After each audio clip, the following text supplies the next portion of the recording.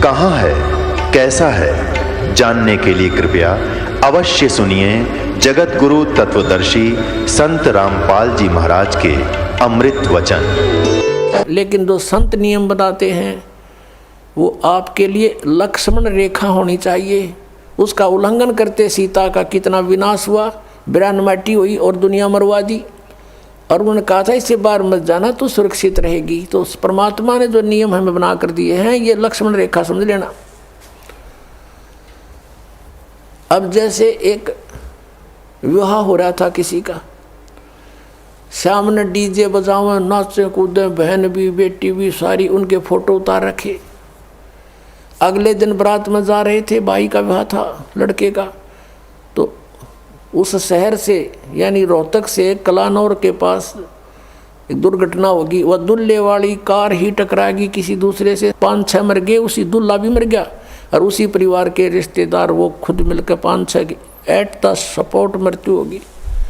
अगले दिन पेपर में आ रहा था उनका हाहाकार मचाते, बाढ़ पड़ रही, बहन बेटियां बुरी तरह रो रही है, एक दूसरे से लिपट रही है। अब बजा लो डीजे, कोई बात हुई यहाँ पर। तो संत कहते हैं जैसे नानक साहब जी से भक्त प्रसन्न करा करते कोई अनजान से कि महाराज जी आप यहाँ कुछ खोए खोए से रहते हो। तो उन्होंने कहा था भी ना जाने काल की कर डारे, किसी भी ढल जा पास आवे, और जिनाते सरते मौत खुड़क दी उन्होंने केड़ा हंसावे। हमें अपनी मौत दिखाई दे कि ना बेरा के बिजली गिर जाए, यहाँ तक टाइम सा पास करना हमने। फिर पूछा कि हे भगवान क्या आप कभी प्रसन्न नहीं होते? कि प्रसन्न होता हूँ जब मेरे अनुयायी मेरे द्वारा निश्चित किए हुए सत्संग के दिन वापस आ जाते हैं तो उस दिन मुझे खुशी का कोई ठिकाना नहीं रहता। क्यों? क्योंकि मुझे ये खुशी होती है कि इनको कोई काल का दूत नहीं टकराया, इनकी भक्ति का नाश नहीं किया, ये सुरक्षित हैं अभी तक। और जब ये यहाँ से जाते हैं, संसार में सब काल के ही ज्ञान से प्रभावित लोग हैं, ये मुझे चिंता बन जाती है कहीं इनको कोई भ्रमित ना कर दे और इनका जीवन नाश कर दे। क्या कहते हैं कि साध मिले साड़ी शादी होंदी और विछड़ दें दिलगिरी वे, अखदे नानक सुनो जी हाँ ना मुश्किल हाल फकीरी वे। कि साध मिले ये भक्त साध संगत जब वापस आती है मुझे आत्मा में बड़ी खुशी होती है कि ये सुरक्षित है, इनका कोई दीमक नहीं लगा काल का। और जब ये जाते हैं तब मुझे दिलगिरी होती है, दुख होता है कि मुश्किल हाल फकीरी वे, फकीरी माने साधना भक्ति, ये बड़ी मुश्किल बना दी काल के दूतों ने। जगह जगह एक गांव में मन 10-10 ढूंढे लाए बैठे हैं, कोई वैसे कोई क्रिया करते हैं, कोई झाड़ा लाता है, मिसगाइड करने वालों का कोई अंत नहीं। साध मिले साढ़े शादी होंदी विछड़ जाए दिलगिरी वे, अखदे नानक सुनो जी हाँ ना मुश्किल हाल फकीरी वे। तो क्या कहते हैं कि ना जाने काल की कर डारे, किसी भी ढल जा पास आवे, और जिनाते सरते मौत खुड़क दी उन्होंने केड़ा हंसावे। अब यदि तुम परमात्मा का नाम लो और विवाह करो सिंपल वेत है, और वैसे नहीं लोग दिखावा नहीं। जैसे हम इस बात से परिचित हों तब हम इससे हट सकते हैं। जैसे गीता जी अध्याय नंबर 7 के श्लोक नंबर 29 में कहा है कि जो तत्ब्रह्म से परिचित हो गया और सारे अध्यात्म ज्ञान से और सभी कर्मों से परिचित हो गया, वही उस परमात्मा के पाने का जरा और मरण से छूटने का प्रयत्न करता है, और नहीं कर सकता। वो तो यहाँ बकवाद चाहता है। तो आपको ये ज्ञान होगा कि आपने किसी से दहेज ले लिया, परमात्मा कहते तुमने उस दरगाह का मैल नहीं देखा और धर्मराज के तिल तिल का लेखा। तो आप किसी से पैसे लेते हो रिश्वत से, चोरी से, या वैसे कोई धोखा दे करके लेकर नहीं देते हो, आपने एक एक पाई पाई का हिसाब देना पड़ेगा। तो हम क्यों अपने सिर में दर्द करें? क्या एक दहेज आप लोगे, किसी ने दे दिया आपके 50,000, 1 लाख, 2 लाख गणे दे देगा, क्या उससे आपका सारी आयु व्यतीत हो जाएगी? नहीं हो सकती। परमात्मा पर आधारित होजिए और इस मंत्र का जाप कीजिए, जो दास आपको देगा। आपके भाग्य में ना होगा तो भर देगा, आपकी बेटी की किस्मत को भर देगा भगवान, उसको नाम से जोड़ दीजिए। आपके पुत्र को भी आगे सुख देगा। सारी सृष्टि का पालन करता, और क्या आज हम उसी से सीधे संबंधित हो गए? क्या हमें 2 रोटी नहीं दे सकता? और हमें घृणा नहीं चाहिए, यदि मोक्ष पाना है और जन्म मृत्यु से पीछा छुटवाना है, जरा और मरण से बचना है, तो ये क्रियाएं दास जैसे बताओ ऐसे करना। हमने यहाँ आप कितनी कोठी बना ले, एक कमरे में एक चारपाई पर आपको स्थान मिलेगा, बाकी खाली रहेगी, वो व्यर्थ हुआ। तो व्यर्थ की बकवाद हमारे मन से आप हट जाया करेगी इस ज्ञान के आधार पर। अब कोठी बना रहा था एक व्यक्ति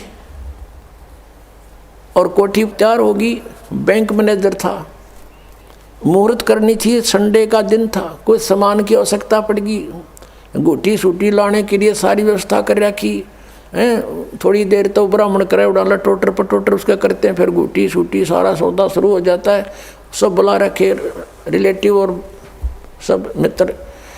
वो खुद कोई सामान लेने के लिए गया था स्कूटर उठा के, यानी टू व्हीलर, और वहाँ एक टू व्हीलर से टू व्हीलर टकरा गई और पड़ गया। पड़ते कनपट्टी लगी फुटपाथ पे, पड़ते वही मर गया। अब चाट ले उसको ठी ने, कई वर्ष की बात है, जब 3.5 लाख रुपए लगाए थे, पेपर में आई थी। अब वो गधा बन के उसके पीछे खड़ा भी ना होने देखो उसने। तो हमने ये देखना कि यहाँ जो हम करने जा रहे हैं ये क्या सांग है। सर्व सोने की लंका थी वह रावण से रणधीरम, एक पलक में राज विराजी जम के पड़े जंजीरम। वो तो सारे सोने के महल बनाए बैठा था, जैसे ईंट गारा हम प्रयोग करते ऐसे सोने की ईंट और उसी की गारा में बना रखे थे। और कहते हैं भक्ति बिना क्या होता ये भ्रम रहा संसार, रति कंचन पाया नहीं रावण चलती बार। 1 ग्राम गोल्ड नहीं ले जा सका रावण जब यहाँ से जाने लगा। तो इन बातों को याद करके हमने इनसे वापस भी हटना है और हमने अपने प्रत्येक कार्य को ऐसे ढंग से सेट करना जो भक्ति में बाधक ना हो। अब हम दहेज लेते हैं या फिर देवे भीगे, क्योंकि बेटी होगी हमारे भी, एक पैसे वाला तो बकवाद कर देगा, अब गरीब आदमी कहाँ से करे। एक घर में 3 बेटियां चली गई, एक गरीब की है, एक अमीर की है, एक मीडियम साइज की है। अब जो अमीर वाले ने तो दे दिया घना धन, अब मीडियम साइज वाले ने भी दे दिया थोड़ा बहुत, और वो बेचारा गरीब क्या करे, उसकी बेटी रो रही है वहाँ बैठ कर, उस परिवार में आदर नहीं उसका। तो ये इस तरह का हमने इसको समाज को सेट करना है। अब जैसे हम रक्षाबंधन का त्यौहार मनाते हैं, ये क्या तुक हुआ कि बहन भाई को रक्षा इसलिए बांधने जाती है कि उसकी रक्षा करेगा भाई। भाई की रक्षा कौन करेगा। एक बहन कह रही थी कि मैं रक्षाबंधन के दिन गई अपने भाई को बांधने के लिए रक्षा सूत्र, इंतजार कर रही थी, पता लग गया कि कहीं कामवश गए हैं, मोटरसाइकिल पर गए हैं। कुछ देर के बाद पता चला कि उसकी मृत्यु होगी, उसका शव लेकर आ रहे हैं। जिस भाई से मैं अपनी रक्षा के लिए गई थी उसकी रक्षा भी नहीं हो पाई, वो अपने नहीं कर सका। तब उसने ज्ञान हुआ, तब वो कहती है कि सचमुच हम कति भूल में थे। अपने भाई को भी कहा बेटा भाई आ जा, तू भी भगवान का राखी बांध और मैं भी बांधूँ, यानी नाम लो, और ये रक्षा सूत्र आपका सदा साथ देगा, भाई का भी बहन का भी। और बेमतलब बातें कर रखी। उस रक्षाबंधन के दिन किसी का भाई नहीं है तो रोती है कोने में बैठकर वो बहन। फिर ये बात का सिस्टम, जिस बहन का भाई नहीं है वह दूसरों के मुंह की तरफ देखती है, कौन आएगा हमारे घर।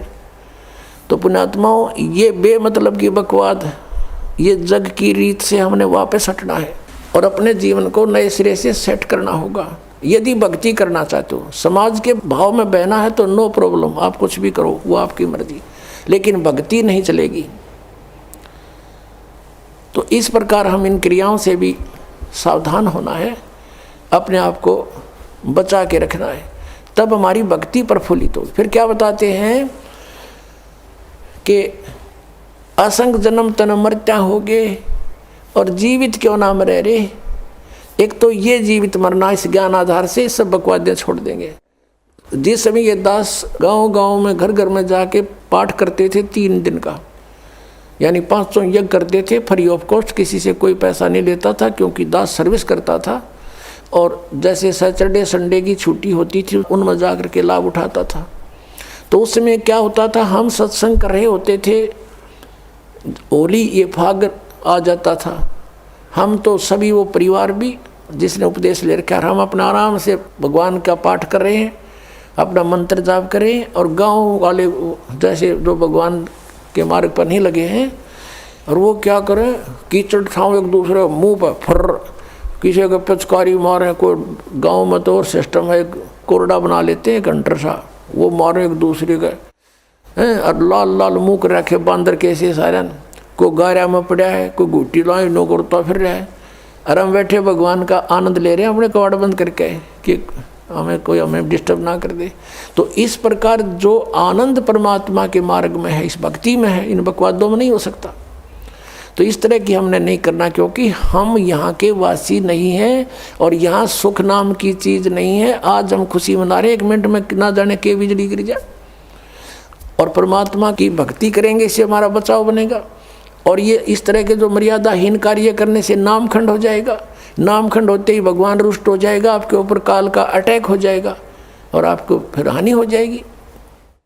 तो इस डर से हमने अपना यहाँ टाइम पास करना है और भक्ति की ख्यास करना है, भक्ति बढ़ाते रहना है, धर्म पुण्य जो भी क्रियाएं बताइए सभी करते रहना, आखिरी सांस तक करना पड़ेगा आपको। और दूसरे टाइप से जो जीवित मरना है, कि जैसे आप जी देखते हैं कि नाइट सर्विस में यानी रात्रि सेवाओं के अंदर बसों में व्यक्ति जाते हैं और फिर सुबह शाम तक वापस आ जाते हैं।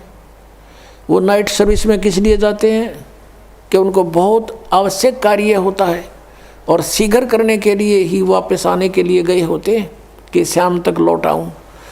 और ऐसे ही एक रात्रि सर्विस में गया, रास्ते में एक्सीडेंट हो गया, वापस आना था, इतनी शीघ्रता थी उसको, इतना आवश्यक कार्य था कि वापस आना था उसको, और दुर्घटना मृत्यु होगी नाइट सर्विस में। अब वो कहाँ गई वो शीघ्रता, कहाँ गए जिसके लिए पंजे ना टक्के थे, वो क्या ले गया साथ में।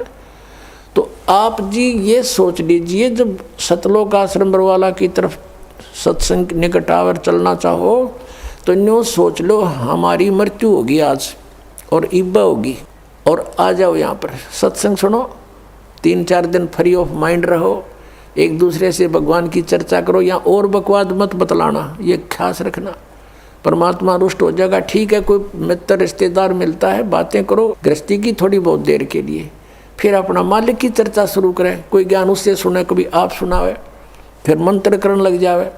सब सुविधाएं भगवान ने आपके लिए दे रखी, इन दासों के द्वारा आपको सारी व्यवस्था करवा के दी जाती है। तो इसका सदुपयोग करना, दुरुपयोग करने से राम रूठ जाएगा आपका, और राम नहीं रूठना चाहिए, ये भी आपको डर लगे।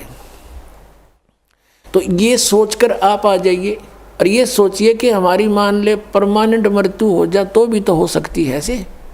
और अब हम 3 दिन 4 दिन 2 दिन जिसा भी समय आप मरना चाहो मरो, और फिर वापस चले जाओगे घर पे, और परमानेंट टिकट कटेगी, फिर भी तो बात बिगड़ेगी, फिर तो धरा धरा रहेगा, सारा संभाल ही नहीं सकते आप।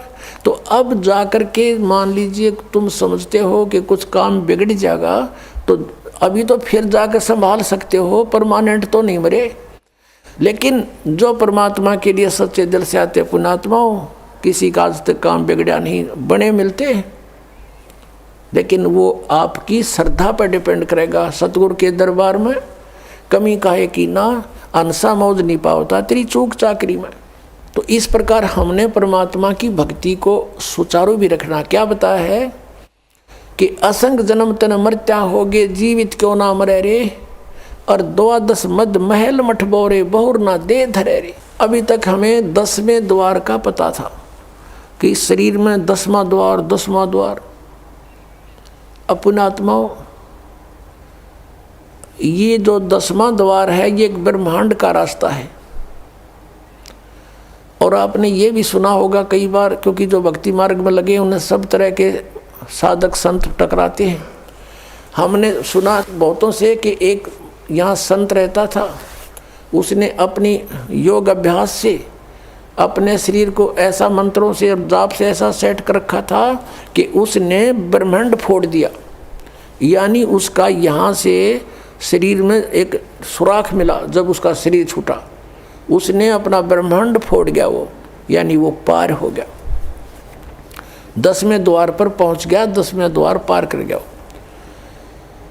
अपने आत्माओं 21 ब्रह्मांड है इस काल के। जिसने एक ब्रह्मांड पार कर लिया तो एक फिर और 21 ब्रह्मांड और हैं। अब इससे निकल कर वो फिर क्या करता है, ऊपर धक्के खाता है, ऊपर अपना समय व्यतीत करता है, घूमता रहता है इधर उधर भूत की तरह, प्रेत की तरह। फिर वहाँ से उसको जैसा भी उसकी सुविधा होती है, जैसे जिसकी भक्ति होती है, उसी लोक में उसको भेज दिया जाता है। वहाँ बैठकर वो अपना पुण्य पाप जो भी है उसका सारा भोग कर फिर पृथ्वी पर आता है। अब ये 12वां द्वार में भगवान का स्थान है। अब 10वां द्वार जो है, जो तो एक शरीर से निकलकर इस बॉडी से बाहर ब्रह्मांड में घूम रहा है। इस ब्रह्मांड से अलग भी और ब्रह्मांड है, और जब 21 ब्रह्मांड का एक स्थान है, 21वां ब्रह्मांड जो है, वहाँ पर ये काल विराजमान है। और उस 21 में ब्रह्मांड से फिर उस परब्रह्म के 7 संग ब्रह्मांडों में प्रवेश करने का एक द्वार है जो 11वां द्वार है। और इस अक्षर पुरुष के 7 संग ब्रह्मांडों को पार करके जब सतलोक में प्रवेश करने जाते हैं तो वो 12वां द्वार है। उस 12वें द्वार को पार करके फिर हम सतलोक में प्रवेश करेंगे, वहाँ हमारा निज ठिकाना है। अभी तक ये 10वां द्वार पर गाटा जोड़ रहे थे, और एक सिरफिरा है कोई संत वो ने कहा 11वां द्वार में बताया कबीर साहब ने। और उसको किसी ने कहा जी हमने सुना है एक संत बताता है कि 12वां द्वार है। नहीं 12वां नहीं है, तो 11वां का कि ठेका ले रहा है, 11वां है। तो यहाँ संतों ने परमात्मा जिनको मिला आदरणीय गरीबदास साहिब जी को, और ऊपर के सब ब्रह्मांड दिखा कर लाए। तो गरीबदास साहिब जी कह रहे हैं कि 12 मद महल मठ बोरे, उस 12वें द्वार में है वो स्थान मठ, यानी वो आपका निवास स्थान। और बहुर ना दे धरे रे, वहाँ जाने के बाद फिर कभी मृत्यु नहीं होती। 15वें अध्याय के 4थे श्लोक में, 18वें अध्याय के 62वें श्लोक में जिसके विषय में कहा है। फिर क्या बताते हैं कि दोजक बहिष्ट सभी तें देखे राजपाट के रसिया। दोजक कहते हैं नरक को, और बहिष्ट कहते हैं स्वर्ग को। कहते तूने सत साधना ना मिलने से, तत्वदर्शी संत ना मिलने से, ये जो साधनाएं भक्ति तुम कर रहे हो, इससे स्वर्ग में भी जाना पड़ता है, फिर पाप नरक में भोगने पड़ते हैं। आपके दोनों अकाउंट ओपन रहते हैं। पुण्य वाला अलग लिखा जाता है, पाप वाला अलग। पुण्य के आधार से स्वर्ग महास्वर्ग प्राप्ति हो जाती है, वहाँ देव पद भी प्राप्त हो जाता है। और पाप के आधार से फिर नरक में भी आपको कंपलसरी जाना पड़ता है। और पूर्ण परमात्मा कबीर परमेश्वर की भक्ति 2 अक्षर के नाम से और सार नाम से करने से, आदि नाम से, तो आपके पापों का नाश हो जाता है। कबीर साहब कहते हैं जब ही सतनाम हृदय धरो भयो पाप को नाश। और जैसे चिंगारी अग्नि की वाई पड़े पुराने घास, आपके युगों युगों के संचित कर्म आपके अंतःकरण में लिखे हुए हैं, और धर्मराज के दरबार में वो सुरक्षित हैं। उन्हीं के आधार से वो आपके प्रारब्ध बनाकर भेजता है। पुण्य जिसके ज़्यादा हैं, पाप कम है, या पाप ज़्यादा हैं पुण्य जैसे हैं, उसी आधार से आपके जीवन में पुण्य और पापों का संयोग करके आपका एक जीवन दिया जाता है।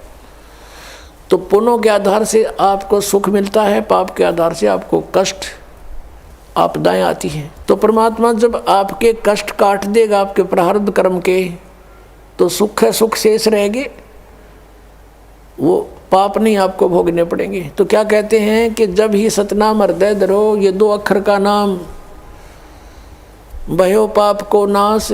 और जैसे चिंगारी अग्नि की भाई पड़े पुराने घास, आपके ढेर सारे लाखों टन पड़ा हो सूखा घास, एक माचिस की सीख जलाकर उसमें डाल दीजिए, सबको सवा कर डालेगा,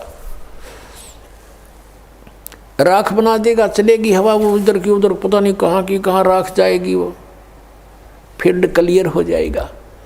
तो क्या कहते हैं जब ही सतनाम हृदय धरो भयो पाप को नाश। और जैसे चिंगारी अग्नि की भाई पड़े पुराने घास, ऐसा नाश कर देगा भगवान। तो क्या कहते हैं दोजक नरक बहिष्ट स्वर्ग, दोजक बहिष्ट सभी तें देखे राजपाट के रसिया। इस राजपाट के सुख को भोगने वाले, इसमें आसक्त अज्ञान प्राणी। और 3 लोग से तरपत नाही, ये मन भोगी खसिया। इस मन की ऐसी गंदी आदत है, इसको 3 लोग भी दे दे तो भी इसकी संतुष्टि नहीं। यदि कोई सरपंच बन जाता है, सोचता है चेयरमैन बनूं, चेयरमैन बन जाता है, सोचे कि एमएलए की बात बने, एमएलए बनते ही सोचता है मैं मंत्री बनूं, मंत्री बनने के बाद अटकल शुरू कर देता है, बिना दाव लगे मुख्यमंत्री, बिना आनंद नहीं। मुख्यमंत्री बनकर सोचता प्रधानमंत्री बनूं, इतने टिकट कट जाए, फिर गदा संतरी बने। तो परमात्मा कहते हैं कि 3 लोग से तर्पत ना ही ये मन भोगी खसिया, 3 लोग दे दे तो भी इसकी संतुष्टि नहीं। अब क्या बताते हैं, सतगुरु मिले तो इच्छा मिटे, यानी संत मिले तत्व ज्ञान दें तो ये बीमारी हटे जिसके लिए हम जीवन नष्ट कर रहे हैं। सतगुरु मिले तो इच्छा मिटे, पद मिल पदे समाना, चल हंसा उस लोक पठाऊं जो आदि अमर अस्थाना। यानी सतगुरु मिलेंगे तो ये तत्व ज्ञान बताएंगे, इससे हमारी इच्छाएं हटेंगी, इन बकवादों की तरफ नहीं जाएंगे। इंद्र दाराज कागदा बेष्टा ना भोगा इंद्राणी नू। जब हमें उस तत्व ज्ञान से परमात्मा के सतलोक के सुख का ज्ञान हो जाएगा, यहाँ की किसी वस्तु में आपकी इच्छा नहीं रहेगी। और यहाँ के स्वर्ग के राजा के राज को भी काग की बीट के तुल्य आपकी आत्मा मारने लग जाएगी। अंतःकरण में ऐसा आपकी भावना बन जाएगी, यह सच्चाई है। जब इंद्र का राज भोगकर फिर गदा बना आग लगे इसे राज के, तो अपने आप आत्मा स्वीकार करेगी, ये मन हट जाएगा, आपको छेड़ाछाड़ी नहीं करेगा फिर, क्योंकि आत्मा जाग जाएगी। अभी तक हम ये मन बकवाद करके यही फंसाए रखता है कि सतगुरु मिलेंगे तो यह इच्छा मिटेगी। और पद मिल पदे समाना, पद के 2 अर्थ यहाँ पर है। एक तो जैसे गीता जी अध्याय नंबर 15 के श्लोक नंबर 4 में कहा है कि उसके पश्चात तत्वदर्शी संत मिल जाए, जब परमेश्वर के उस परम पद की खोज करनी चाहिए, जहाँ जाने के बाद साधक फिर लौटकर संसार में कभी नहीं आते। और जिस परमेश्वर ने सब ब्रह्मांडों की रचना की है, और गीता ज्ञानदाता कहता और की भक्ति नहीं केवल उसी की साधना करो, तो वो परम पद मिलेगा सतलोक। और पद मिल पदे समाना, यानी दूसरा पद वे ऑफ वर्शिप, पद्धति पूजा की जो सत साधना है भक्ति की, उस पद मिल पदे समाना। जब सही भक्ति का मार्ग और 2 अक्षर का नाम मिल जाएगा, सतनाम जिसमें एक ओम है, एक तत्गुप्त है, और आदि नाम मिलेगा, तब तुम्हें मोक्ष होगा। इन 5 नामों से मोक्ष नहीं, अन्य लाभ यहाँ संसारिक हैं बस। और वो 5 नाम नहीं है जो निरंकार ओंकार, ये नहीं, ये तो यूजलेस है। तो क्या बताया कि वो सही पद्धति, वो सही पद आपको मिलेगा भक्ति का मार्ग।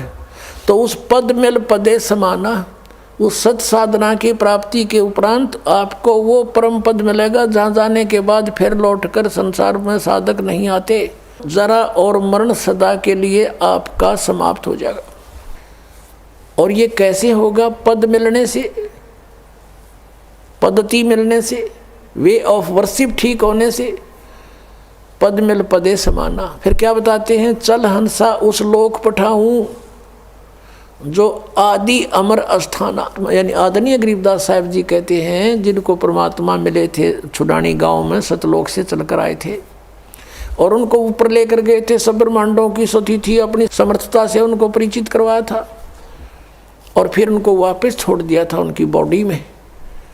आदरणीय गरीबदास साहब जी गांव छुडानी, जिला झज्जर, हरियाणा में उनका जन्म हुआ था। 10 वर्ष के बालक थे। परमात्मा उनको निकाल कर ऊपर ले गए थे, आत्मा को, जीवात्मा को, और शरीर नीचे रह गया था। 5-6 घंटे लग गए थे। गांव वालों ने सोचा ये मर गया है, अंतिम संस्कार के लिए चिता पर रख दिया था। फिर परमेश्वर ने वापस वो आत्मा भेज दी कि जा बॉडी का नाश करवा देगा काल। तुरंत आगे उठकर फिर ये ज्ञान बोलने लगे। वो बता रहे हैं कि उस सतलोक के अंदर क्या सुख है। चल हंसा उस लोक पठाऊं जो आदि अमर अस्थाना, सदा से अमर है, जिसका कभी नाश नहीं होता। शाश्वतम स्थानम। गीता जी अध्याय नंबर 18 के श्लोक नंबर 62 में कहा कि अर्जुन तू सर्वभाव से उस परमेश्वर की शरण में जा। यानी गीता ज्ञानदाता से अन्य है, वो परम अक्षर ब्रह्म है। उसकी कृपा से ही तू परम शांति को और शाश्वतम स्थानम, आदि अमर अस्थान, उस सनातन परम धाम को प्राप्त होगा। और यहाँ गरीबदास साहिब जी कह रहे हैं कि सतगुर मिले तो इच्छा मेटे, पद मिल पदे समाना, और चल हंसा उस लोक पठावें जो आदि अमर स्थाना। वहाँ क्या सुख है? चार मुक्ति जहाँ चंपी करती माया होरी दासी, दास गरीब अब है पद पर से वो मिले राम अविनाशी। अविनाशी राम मिलेगा। अपनात्मा यहाँ की जो साधना इस काल सत्र की, ब्रह्म सत्र की चार मुक्तियाँ बताते हैं, और इन चार मुक्तियों का निर्धारित समय होता है। उसके बाद वो जीव उन मोक्ष को प्राप्त करके समाप्त करके स्वर्ग महास्वर्ग में फिर दोबारा इस पृथ्वी लोक पर अन्य योनियों प्राणियों के शरीरों को प्राप्त करता है। इंद्र कुबेर ईश की पदवी, ब्रह्मा वरुण धर्मराया और विष्णु नाथ के पुर को जाकर फिर भी वापस आया। ये चार मुक्ति भी यहाँ नाशवान है यहाँ की। और क्या बताते हैं कि जो सुख तुम्हें इन मुक्तियों से यहाँ प्राप्त है वो सतलोक में सदा बना रहेगा, कभी वो नष्ट नहीं होगा। चार मुक्ति जहाँ चंपी करती, चंपी माने आपके हाजिर खड़ी रहेंगी, उस सुख का कभी नाश नहीं होता, ह्रास नहीं होता, एंड नहीं है। चार मुक्ति जहाँ चंपी करती माया होरी दासी, और दास गरीब अब है पद पर से वो मिले राम अविनाशी। अब जैसे आप जी ने गीता अध्याय नंबर 15 के श्लोक नंबर 16 और 17 में 3 पुरुषों की जानकारी प्राप्त हुई। सरपुरुष तो सीधा ही सर्वान नाशवान, पुरुष माने प्रभु, 21 ब्रह्मांड का स्वामी, ये ब्रह्म काल ज्योति निरंजन है। अक्षर पुरुष ये परब्रह्म कहते हैं इसको, जो 7 संग ब्रह्मांड का स्वामी है। इसकी लंबी उम्र आपको बता दी कितनी है, फिर भी इसकी मृत्यु है। इसलिए 15वें अध्याय के 17वें श्लोक में कहा कि उत्तम पुरुष है तो अन्य परमात्मा इति उदाहरते। यह लोग term अविषय विवर्ती अवय ईश्वर है। इन दोनों से सरपुरुष और अक्षर पुरुष से तो उत्तम पुरुष श्रेष्ठ परमात्मा तो कोई और है, और वही परमात्मा कहलाता है। परमात्मा का अर्थ है कि जो कभी दुख नहीं दे, श्रेष्ठ आत्मा, कोई मृत्यु नहीं किसी चीज़ का, उसके अंतर्गत उसकी शरण में उसके राज्य में कोई अभाव ना हो, किसी प्रकार का कष्ट नहीं देता, वो भगवान यानी परमात्मा श्रेष्ठ आत्मा होता है। तो वो परमात्मा, और फिर वो ही अविनाशी, अवास्तव में अविनाशी परमात्मा है वो, और वही तीनों लोकों में प्रवेश करके सबका धारण पोषण करता है। जिसका जैसा संस्कार यहाँ भी है वो भी उसी के आदेश से आगे आवंटित होता है, सबको उसी के आदेश से निर्धारित नियम से मिलता है।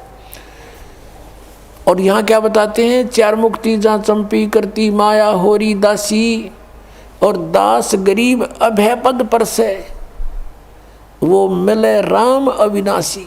ओए होए। गीता अध्याय नंबर 15 के श्लोक नंबर 17 में जिस अविनाशी, वास्तव में विनाशी परमात्मा है वो मिलेगा इस साधना से। कौन सी साधना से? राम नाम जप कर थर होई, ओहम सोहम मंत्र दोई। एक सतनाम है 2 अक्षर का, उस 2 अक्षर के सतनाम के जाप से आपका स्थिर स्थान मिलेगा। राम नाम जप कर थर होई, ये 2 अक्षर का मंत्र सोई। ये 2 अक्षर का मंत्र जो है ये है सतनाम, और इससे आपको स्थिर स्थान मिलेगा। राम नाम जप कर थर होई, थर माने स्थाई, स्थाई होना, कभी जन्म मृत्यु नहीं होती, वहाँ चले जाना। अब जैसे एक नामदेव जी महात्मा हुए हैं, जैसे आपको कल भी बताया था, वो पहले ओम नाम का जाप ही करते थे। भले उन्होंने गुरु भी बना रखा था, फिर भी अपनी साधना अपने आधार से ही करते थे, और उसमें पूर्व जन्म की ऐसी सिद्धि भी थी कि उसके कारण परमात्मा ने ही अपने भक्तों की इज्जत रखने के लिए, भक्ति को बनाए रखने के लिए उसके लिए मंदिर भी घुमा दिया था परमात्मा ने। परमेश्वर कबीर साहब चाहते हैं कि भक्ति का नाश ना हो, इनमें आस्था बनी रहे। भगवान है वो ऐसी लीला कर सकता है, और ये काल भगवान चाहता है कि इनको ऐसी साधनाएं बताऊं इनसे कुछ लाभ इनको हो नहीं, ये नास्तिक हो जाएं और भगवान की खोज ही बंद हो जाए। जैसे महात्मा बुद्ध था, पिछले पुण्यकर्मी प्राणी था, स्वर्ग से आया हुआ था, राजा का लड़का था। ये राज अच्छा नहीं लगा क्योंकि वो उस राज के तुलना में ये कुछ भी नहीं है। सीधा स्वर्ग से आने वाले के साथ या और बने, घर भी त्याग दिया, साधना करने लगा, हठ योग शुरू कर दिया, प्राण निकलने को हुए। एक माई ने उसके मुंह का खीर लगा दी गया के अंदर वट वृक्ष के नीचे। धीरे धीरे उसने वो चाटनी शुरू की, आंखें खुल गई, फिर उठ गया, फिर भोजन ठीक खाने लगा। फिर उसने कहा था starvation could not lead to salvation, भूखा मरने से भगवान नहीं मिल सकता। ये उसकी अपनी सोच थी। और फिर उसने जो अपने सत्र का कोई अध्ययन किसी शास्त्र का नहीं किया, पिछले पुण्य अच्छे थे, स्वयं बैठकर साधनाएं करने से कुछ सिद्धियाँ आ गई, उनके वचन में शक्ति आ गई, बोलने की शैली अच्छी होगी, श्रोता बहुत थे, तो पूरा चीन उनका अनुयायी हो गया, पूरा चीन देश। और अनुयायी क्यों हुए थे? भक्ति के लिए, वो भी भक्ति ही कर रहा था। और उनसे बताए गए भक्ति के विधि से, पद्धति से, पद से उनको कोई आध्यात्मिक लाभ नहीं हुआ। और धीरे धीरे वो कति नास्तिक हो गए कि भगवान नहीं है, और पूरे देश में कानून बना दिया कि भगवान की चर्चा नहीं करना। और काल यही चाहता है, ऐसे दूत भेजूं जैसे राधा स्वामी पंथ है, और इसे निकले हुए जितने पंथ, जय गुरुदेव पंथ, ये सच्चा सौदा पंथ, इनको पहले तो सुनते हैं कुछ लाभ हुआ इनके गुरुओं से, अरे भी इनकी ब्रांड माटी और ये के घर में अच्छा दुख, भूत इनमें प्रवेश कर रहे हैं, क्योंकि वो स्वयं भूत बना शिवदयाल जी। तो कुछ दिनों के बाद अब जो भक्त यहाँ आते हैं, कहते हैं हम पहले ठीक हमारा गुजारा था, 30 साल तक राधा स्वामी पंथ में थे, लुट पिट गए, गाड़ियाँ बिक गई, दुकान बिक गई, हमारा बुरा हाल हो रहा है, पत्नी का ऑपरेशन हो रहा है, वाल डिफेक्ट हो गया, अब इनकी दुर्गति हो रही है। तो अब वो कहते हैं हम तो थक चुके थे साधना कर करके, और सोच लिया था भगवान कहीं नहीं है। आपकी पुस्तक मिली, ये सत्संग सुना तो कुछ किरण फिर जागी कि है कहीं भगवान। तो काल चाहता है कि इनका बट्ठा बैठा दूं, ये भक्ति करें नहीं, नास्तिक हो जाओ, टंटा कटे, और वो आवे भगवान या उनका कोई दास आवे, उनका भेजा हुआ कोई संदेश वाहक आवे, तो कोई सुने नहीं भक्ति को। सुनेंगे तो यह बात हृदय में जचेगी सच्चाई सारी। तो इस कारण से उसने ये ऐसा कर रखा। तो परमेश्वर जब भी कोई लीला की है नौनी, उसी परम पिता ने आके की है वो सारी, ताकि इनमें भक्ति की आस्था बनी रहे और भक्ति जीवित रहे इस पिछली पीढ़ी तक। अब यहाँ तक इस भक्ति को लाना था परमात्मा ने। अब ये भक्ति अंतिम सांस गिने थी, ये सत्कर मान लेना। और 10-20 वर्ष के अंदर ये सब भक्ति खत्म हो जाती, कोई नहीं राम नाम लेता, और सोच लेते परमात्मा कहीं नहीं है। ऐसे समय में परमात्मा ने आके फिर आप पर मेहर बख्शी है। आप पुण्यात्मा हो, पहले से चार्जड हो, आपके अंदर पिछले जन्मों से भक्ति की प्रेरणा फिर से जाग रही है। इसके कारण आप कोई कहीं किसी पंथ के मिले, कभी किसी संत से मिले, आप भटक रहे थे, आपको ये सत संदेश मिल गया। तो नामदेव जी कहते हैं कि नामदेव जी के बारे में बताया कि नामा छिपा ओम तारी, पीछे सोहम भेद बिचारी, सार शब्द पाया जद लोई, आवागमन भौर नहीं होई। नामदेव जी ने भी इन 2 अक्षर के नाम का, सतनाम का जाप किया। कल आपको बताया था श्री गुरु नानक देव जी के विषय में, उनकी समुद्र की साखी में आपको दिखाया कि वो 2 अक्षर का मंत्र जाप करते थे। और ये संत मत भाग प्रकाश 4 में राधा स्वामी पंथ के सामने सिंह जी कहते हैं 261 पृष्ठ पे कि 2 अक्षर का भेद बतावे, सोए गुरु पूरा कहावे।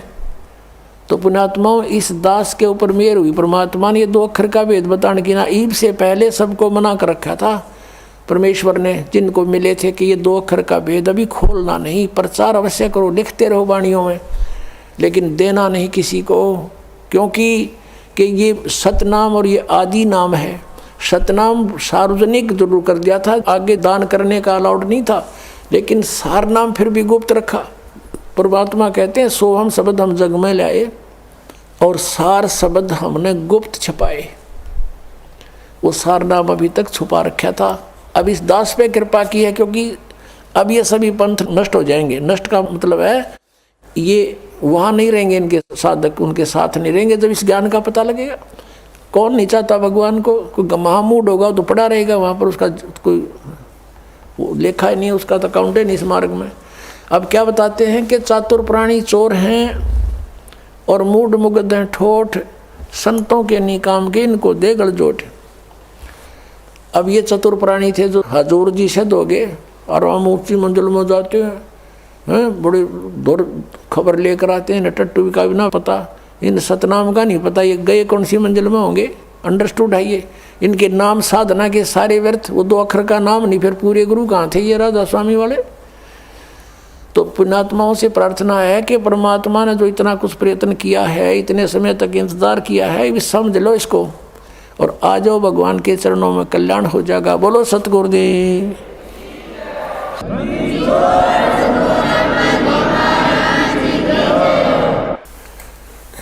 पुण्यात्माओं, आपका सौभाग्य है कि आपको इस सत्संग सुनने को मिला। अभी आपने आध्यात्मिक ज्ञान चर्चा नामक एक विशेष प्रोग्राम साधना टीवी से चलता है और ये एक बहुत परोपकार का कार्य हो रहा है। उन महापुरुषों के विचार भी आपके समक्ष होते हैं और उधर से इस दास के विचार भी जो सदग्रंथों में विद्यमान है, विद प्रूफ है, प्रमाण सहित जनता के सामने आते हैं। इससे जनता को ज्ञान होगा कि कौन संत कैसा ज्ञान रखता है। फिर ठीक है, जिसको जौन सा ठीक लगेगा उसको सेलेक्ट कर लेंगे। श्री तुलसी साहेब जी, तुलसीदास जी जो मथुरा जय गुरुदेव के प्रमुख हैं, उनसे प्रश्न किया गया कि मोक्ष प्राप्त प्राणी सतलोक में भिन्न रहता है या ऐसे समा जाता है परमात्मा में जैसे बूंद समुद्र में। तो उन्होंने यही बताया कि वहाँ मोक्ष प्राप्त प्राणी अमर लोक में जाकर, सतलोक में जाकर अमर पद को प्राप्त होकर के ऐसे परमात्मा सतपुरुष में लीन हो जाती है जैसे जल की बूंद जल में समा जाती है। पुण्यात्माओं,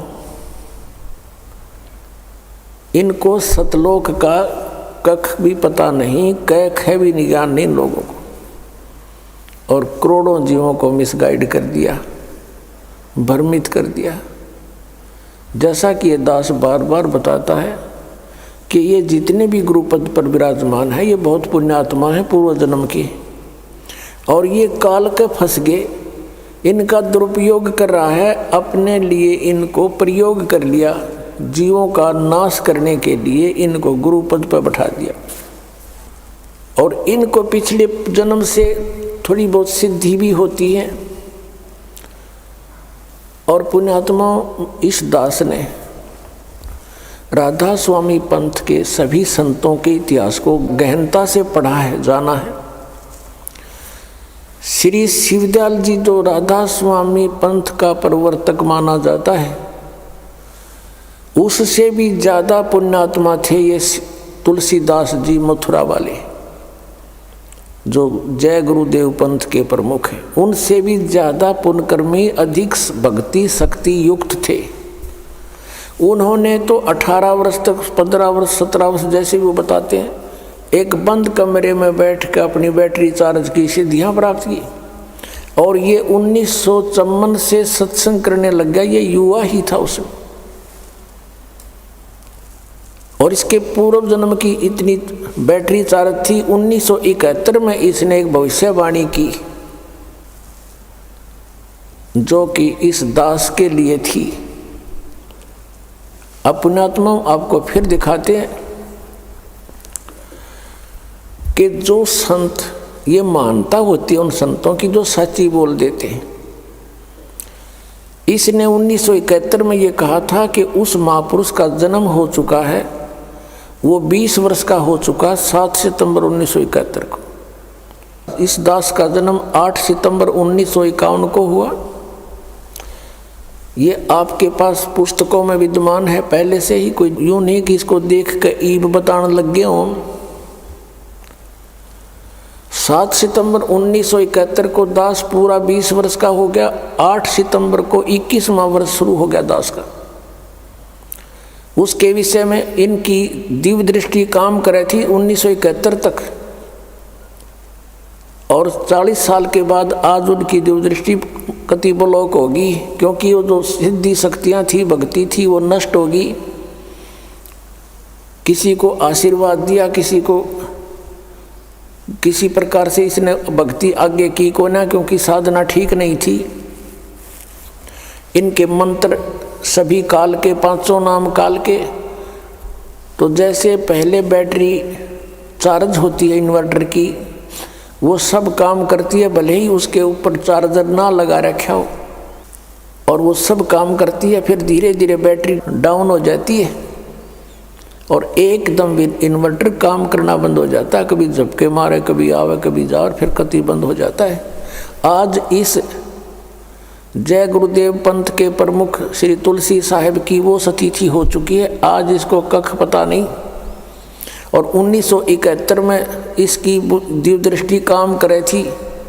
इसने क्या बताया है, देखो इसकी महानता है।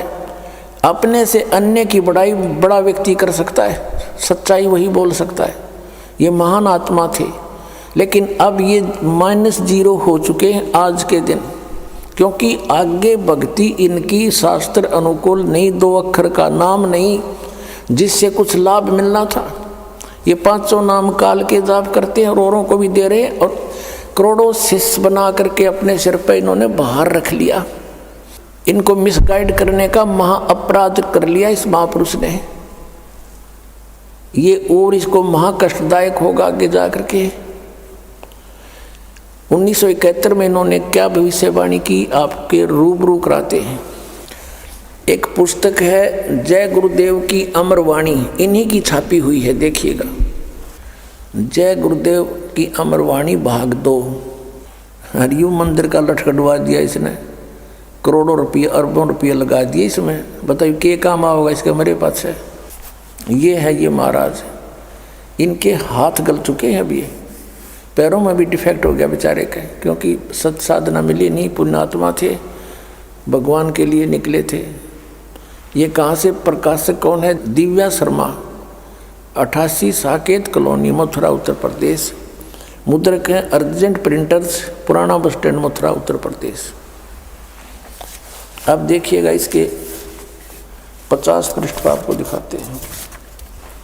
ये 50 पृष्ठ है। शाकाहारी पत्रिका 7 सितंबर 1971 को इसने अपनी स्टेटमेंट दी है। इस पत्रिका में यह छपी थी, उसमें से संग्रह करके पुस्तक बनवाई है।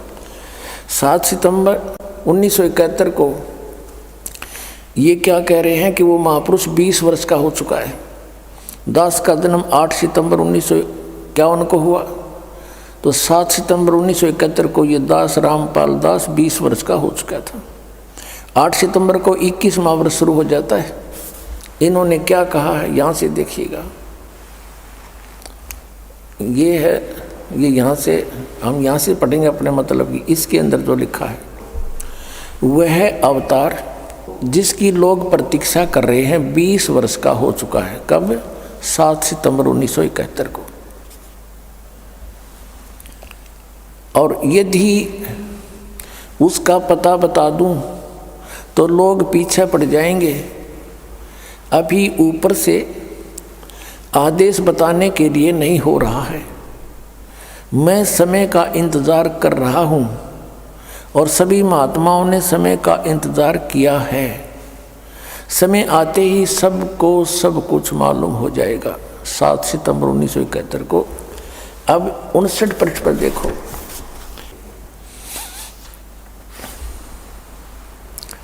28 अगस्त 1971 को इसने क्या कहा था कि महापुरुष का जन्म भारतवर्ष के एक छोटे से गांव में हो चुका है और वह व्यक्ति मानव इतिहास का सबसे महत्वपूर्ण व्यक्ति बनेगा।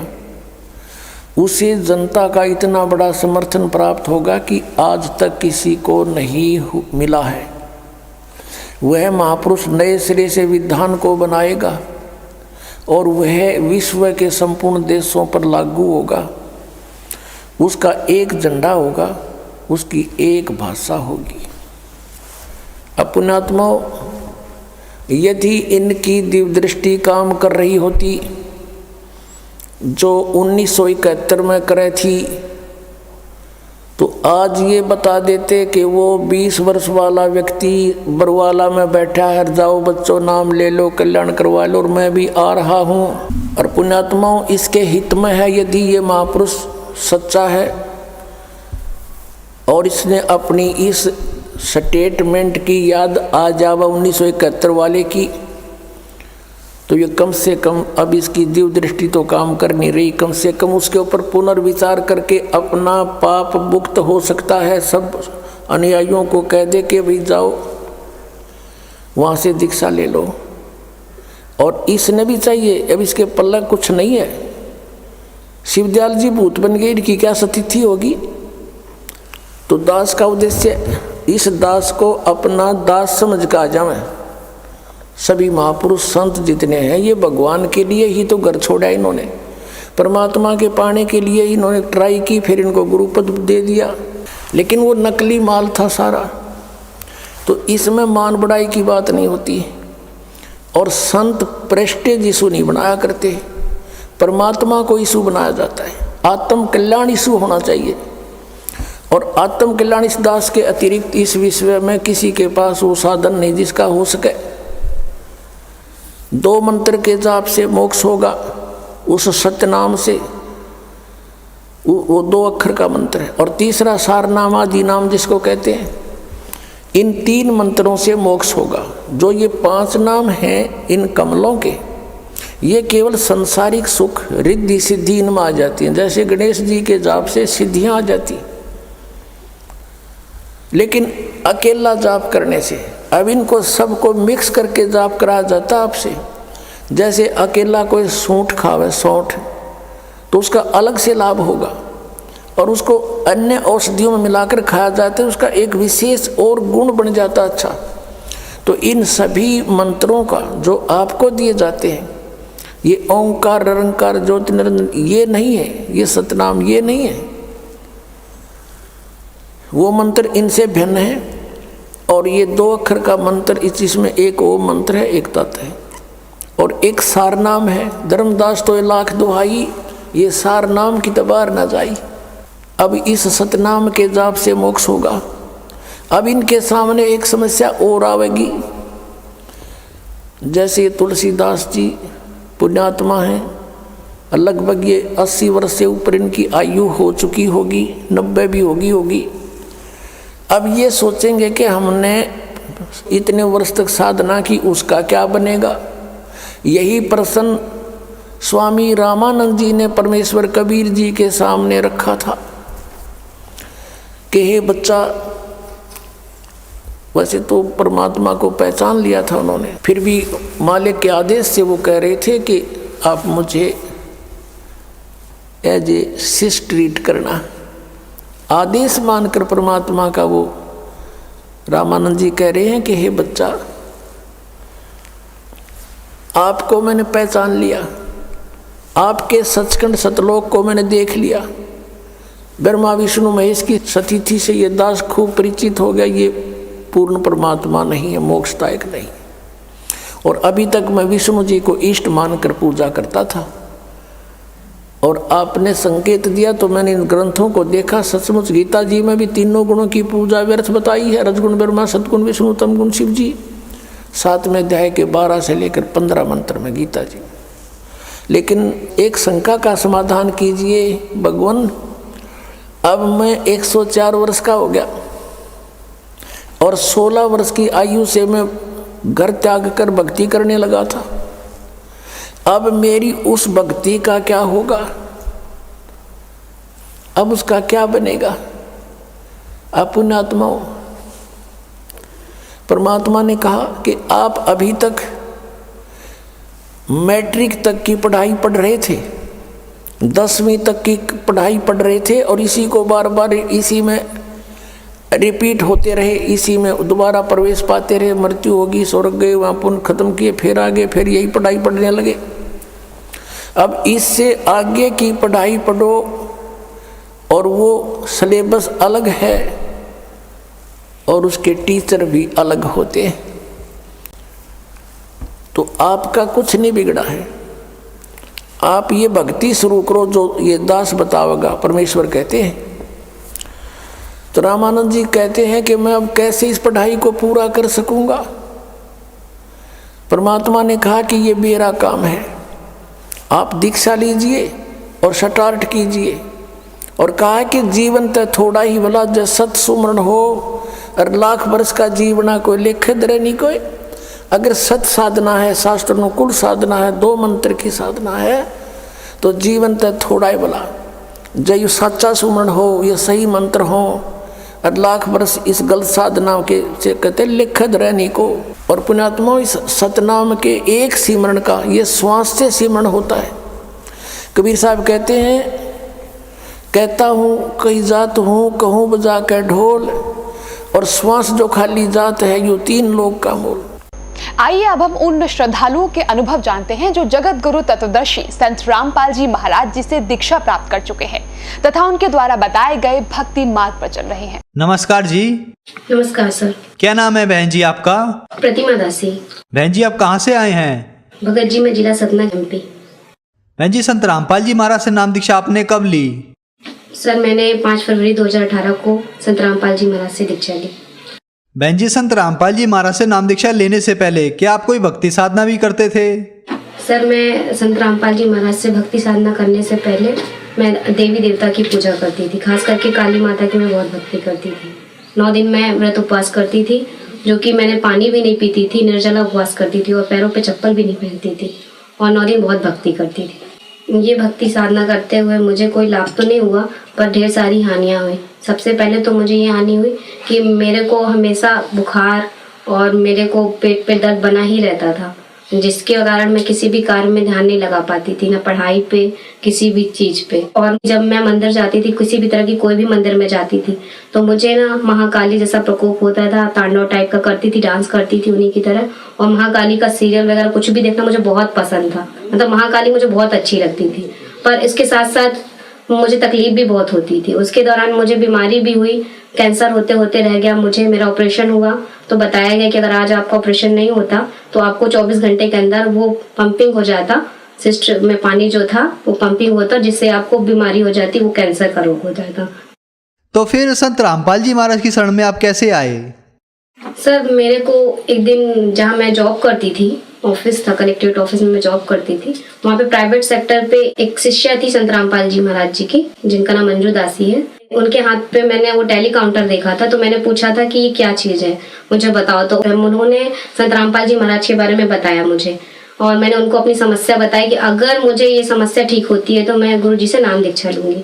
तो उनके बताने अनुसार उन्होंने मुझे मंदिर लेके गई। उन्होंने कहा आप केवल मंदिर चलो मेरे साथ और आपको कुछ भी नहीं होगा, आप मेरे साथ रहोगे। सर मैं मंदिर पे गई उनके साथ, और जैसे ही मंदिर में मैं जाती हूँ, जैसे कि दरवाजे से ही मुझे वो चीजें चालू हो जाती थी, मैं नाचने लगती थी। मगर जब उनके साथ गई तो जब तक वो मेरे साथ थी मुझे कुछ भी नहीं हुआ। मुझे लगा ये कैसे, मुझे बहुत सॉफ्ट लगा कि आखिर मुझे हुआ क्यों नहीं कुछ, क्योंकि मुझे हर मंदिर में होता था, पर उनके साथ जब मैं गई तो मुझे कुछ भी नहीं हुआ। तो मैंने कहा कुछ तो पावर है आपके पास, आपके गुरुजी में, जो मुझे ये चीजें होने नहीं दे रही है। तो फिर मैंने उनसे पूछा कि आखिर मुझे ये संत रामपाल जी महाराज जी से दीक्षा लेने के लिए मुझे क्या करना पड़ेगा। तो उन्होंने बताया, सबसे पहले उन्होंने जीने की राह, ज्ञान गंगा, गीता तेरा ज्ञान, हमने 3 पुस्तकें बताई, जिनमें से मैंने जीने की राह उनसे ली। और जीने की राह जो मैंने सृष्टि रचना पढ़ा तो मेरे समझ में आई कि ये भक्ति कैसी थी और हम कर कैसे रहे थे। भक्ति हम जो कर रहे थे वो शास्त्रों के विरुद्ध कर रहे थे, मगर जो भक्ति गुरु जी बताते हैं, संत रामपाल जी महाराज बताते हैं, वो शास्त्रों के अनुकूल है। वो साधना हमें करने से हर तरह का लाभ मिलता है। तो जैसे ही मैंने जीने की राह को स्टडी किया और 3 दिन मैंने एक दिन रात एक कर दिया। जैसे मैंने उसको पूरा स्टडी किया, उसके बाद मुझे ज्ञान हो गया कि आखिर शास्त्रों के अनुकूल साधना है क्या और उससे मुझे कैसे लाभ मिलेगा। जैसे ही मैंने उसको गुरु जी से नाम दीक्षा ली, संत रामपाल जी महाराज जी से, वैसे ही मुझे नाम दीक्षा लेने से पहले ही सारे लाभ होने लगे। मुझे वो चीजें जो भूत प्रेत बाधा थी, जो मुझे तकलीफ थी, सारी छू हो गई। और 5 फरवरी 2018 को मैंने संत रामपाल जी महाराज जी से दीक्षा ली। तो क्या संत रामपाल जी महाराज से नाम दीक्षा लेने के बाद आपको कोई लाभ प्राप्त हुए? जी सर, मुझे सभी सुख मिलने लगे। जो कि पहले ऐसा बिल्कुल भी नहीं था। मैं अपने बॉडी पे हमेशा एक भारी भारी सापन, सर पे भारी भारी सा बोझ लेके रहती थी। मैं किसी से कुछ बात भी नहीं करती थी, मैं बहुत गुमसुम रहती थी। पर जैसे ही संत रामपाल जी महाराज जी से मैंने नाम दीक्षा ली, वैसे ही मुझे लाभ होने लगे और मैं खुश रहने लगी। और जब मैं भूत प्रेत बाधा से परेशान थी तो काफी तांत्रिक के पास गई, मैं मंदिर में गई, काफी धाम घूमे कि यहाँ ऐसा करो वहाँ वैसा करो, कराती रही। और यहाँ तक कि मैं डॉक्टर के पास भी गई तो भी कुछ भी नहीं हुआ। मैं 4 साल तक काफी परेशान थी। पर जैसे ही संत रामपाल जी महाराज जी से दीक्षा ली, उसके पहले से ही मुझे भूत प्रेत बाधा दूर हो गई और उस समस्या से मैं निजात हो गई। मुझे थायराइड की बीमारी थी, जो कि दवा चल रही थी मेरी कंटिन्यू। डॉक्टर ने बताया था, पहले तो क्लियर ही नहीं हो रहा था, काफी डॉक्टर के पास गई। फिर लास्ट जब बीबी गुप्ता इंदौर के डॉक्टर हैं जो MBBS, उनके पास गई, तब उन्होंने फाइंड किया कि आपको थायराइड है और काफी ज्यादा था और मैं चल भी नहीं पा रही थी। बहुत जल्दी जल्दी थोड़ा सा भी चलती थी तो मुझे सांस फूलती थी और चक्कर भी बहुत ज्यादा आता था। जब गुरु जी से, संत रामपाल जी महाराज जी से नाम दीक्षा ली तो धीरे धीरे वो भक्ति करने से थायराइड की बीमारी मेरी ठीक हो गई। आप रिपोर्ट भी देख सकते हैं, मैं अपने साथ रिपोर्ट भी लेके आई। मुझे जो थायराइड था, इस रिपोर्ट पे आप देख सकते हैं कि मुझे थायराइड था, बट गुरु जी की, संत रामपाल जी महाराज की दया से मुझे थायराइड अब बिल्कुल भी नहीं है, मैं स्वस्थ हूँ।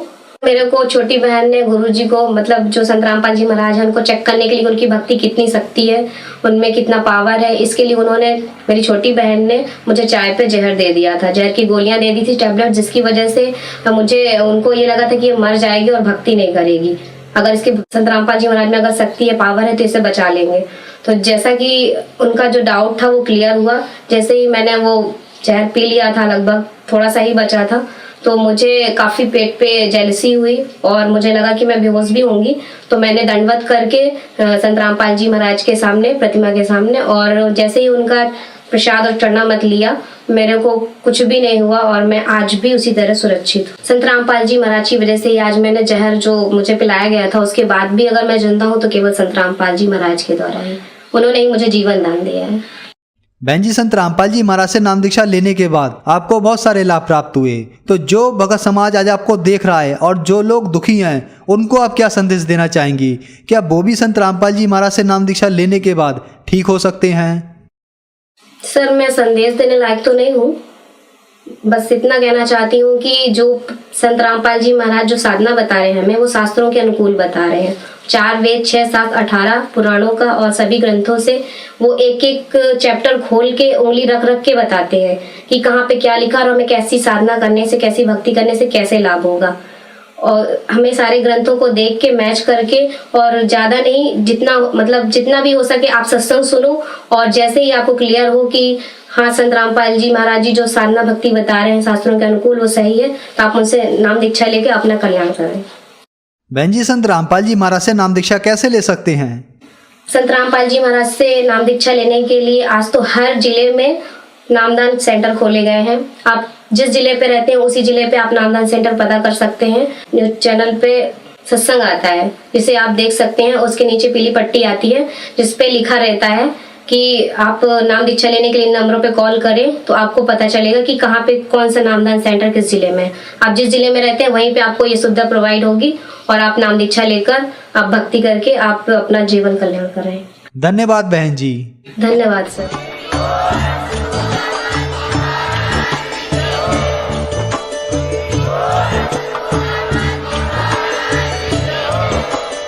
आप सुन रहे थे जगत गुरु तत्वदर्शी संत रामपाल जी महाराज जी के मंगल प्रवचन। अधिक जानकारी के लिए विजिट कीजिए हमारी वेबसाइट www.jagatgururampalji.org। संत रामपाल जी महाराज जी के शुभ आशीर्वाद से पूरे विश्व भर में 500 से भी ज्यादा नाम दीक्षा केंद्र हैं, जिन पर संत रामपाल जी महाराज जी द्वारा ऑनलाइन निशुल्क नाम दीक्षा दी जा रही है। अपने नजदीकी नाम दीक्षा केंद्र का पता करने के लिए संपर्क करें 8222888054।